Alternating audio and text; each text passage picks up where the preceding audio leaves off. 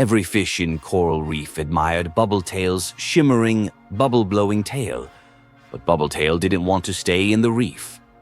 "I want to explore beyond the kelp," she declared.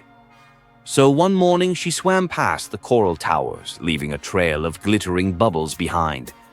"Careful," warned the seahorses, "beware the deep." But Bubbletail swam bravely on. Soon the water grew darker, then glowing eyes. "Who goes there?" rumbled a giant sea turtle. Bubbletail gulped. "I'm Bubbletail. I want to see the world," the turtle chuckled. "Then hop on, little explorer." Together they glided through underwater caves and shipwrecks, past glowing jellyfish and singing whales. "The world is big," Bubbletail whispered, "but not so scary when you've got friends." And her bubbles sparkled brighter than ever as they journeyed on. Zeke never liked his backyard. "It's boring," he sighed. But one morning he spotted a strange vine curling up the fence. It shimmered like soap bubbles. "Weird." He poked it, and pop! A giant bubble grew from the vine and swallowed him whole. "Whoa!" Zeke floated up, the bubble carrying him over rooftops. "Okay, this is not boring anymore," he laughed, higher and higher. They rose until a forest of bubbles appeared in the clouds, each filled with tiny creatures waving at him. "Welcome, Zeke," a voice boomed. "The bubble vine chose you to save us." "Save you?" Zeke blinked, but before he could ask more, the bubble began to wobble. "Hold on, Dee," the voice cried. "The bubble storm is coming." And with a pop, Zeke's adventure was just beginning. In a dusty thrift shop, Milo found a strange blue coat hanging in the corner. "Try it on," the shopkeeper winked. As soon as Milo slipped it over his shoulders, the coat purred and lifted him an inch off the ground. "Whoa, it hovers," Milo grinned. "Where would you like to wool?" the coat whispered. Milo thought hard. Somewhere no one's been before. With a flutter, the coat soared out the door, over streets, past clouds, higher and higher. They zipped through rainbow storms and cotton candy skies until they reached a floating island with doors hanging in midair. "Choose a door," the coat said softly. Milo reached for a shimmering silver one. But suddenly all the doors began to glow. "Each leads to a different adventure," the coat whispered. "But you can only pick one tonight." In the heart of Willow Jungle, fierce Roarclaw the tiger prowled, feared by all. But one day something tiny landed on his nose, a bumblebee. "Shoo!" he growled, crossing his eyes to see it. But the bee didn't buzz away. "I'm Buzzleen," it said, wings shimmering. "And you, sir, need my help." Roarclaw scoffed. "I'm the king of this jungle." But Buzzleen buzzed closer. "A storm's coming, a flood, and only I know the way to higher ground." Thunder rumbled in the distance. Roarclaw hesitated, then nodded. "Lead me." And so the mighty tiger followed the tiniest guide, weaving through secret tunnels and hidden paths as the skies darkened. Behind them, water rushed. Ahead, hope glimmered. "Why are you helping me?" Roarclaw finally asked. Buzzleen smiled. "Because even the strongest need a friend." In a quiet workshop, Rusty the robot stared at a blank wall. "I wish I could paint," he sighed, "but my hands are too clunky." Suddenly, a tiny bee with a paintbrush for a tail buzzed in. "Need help?" she asked. Who are you?" Rusty blinked. "I'm Beely, the painter bee. I make colors where there's none." She zipped him around, splashing blues and yellows across the wall. "Wow," Rusty gasped.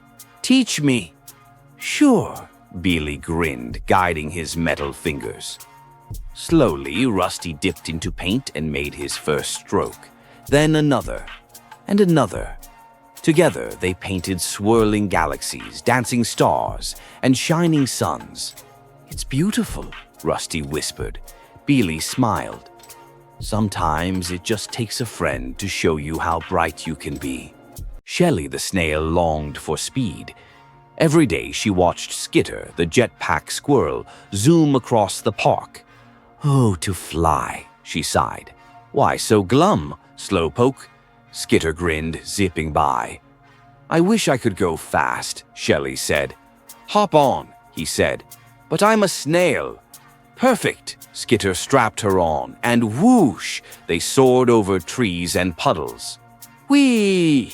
Shelley cheered. Suddenly, jammed controls. Spiraling down, Skitter panicked. Shelley stretched out, splat, and caught a lily pad, gliding them safely down. "Whoa, Skitter said. "You saved us." Shelley smiled. "Slow and Steady's got moves too." High above the mountains lived a shy cloud named Puff. He watched big clouds make thunder and lightning. "I could never do that," he sighed. One day the sun said, "Puff, the garden below needs rain. Can you help?" "Me, I'm too small," Puff said nervously. "Please," the sun smiled. Puff floated down, took a deep breath, and let out a soft drizzle. Flowers perked up. Trees smiled. "More, Puff," said the sun. He rained just enough to refresh the garden. Back home, the big clouds cheered. "Look who made rain today." And Puff felt big for the very first time. Glimmerlocks wasn't like other unicorns. Her mane sparkled with tiny stars. "One day I'll fly to space," she dreamed. And one night, as she gazed at the moon, a spaceship crash-landed in the meadow. Out tumbled 3 fluffy pandas in silver suits. "We're lost," the biggest panda sniffled. "Can you help us get home?" Glimmerlocks stamped her hooves. "Hop on." With a burst of magic, her horn glowed bright, and together they soared into the sky, weaving past comets and glowing moons. But then a shadow loomed. "A space dragon," gasped a panda. Glimmerlocks narrowed her eyes. "Hold tight." With a swish of her shining tail, she left a glitter trail so dazzling the dragon blinked in awe, giving them just enough time to zip away. "Thanks, Glimmerlocks," the pandas cheered as their home planet twinkled ahead. Tinsel the elf and Twinkle the kitten peered over the edge of Candy Canyon. "We've got to find the missing gumdrop crown," Twinkle meowed, "before King Caramel or Guillermo wakes up." Tinsel adjusted her peppermint-striped hat. "Let's rappel." They slid down licorice ropes, dodging cotton candy clouds and marshmallow boulders. Suddenly, a licorice snake hissed. "No one passes without a riddle?" "We don't have time," Tinsel cried, but Twinkle purred, whispering the answer in its ear. The snake smiled and slithered aside. Deeper into the canyon they raced until... there it was. The gumdrop crown sat atop a chocolate stalagmite. Carefully, they lifted it, just as the sun rose. "Quick," Tinsel giggled, "back to the castle." And as they placed the crown on the king's head, he stirred and smiled, none the wiser to their sugary adventure.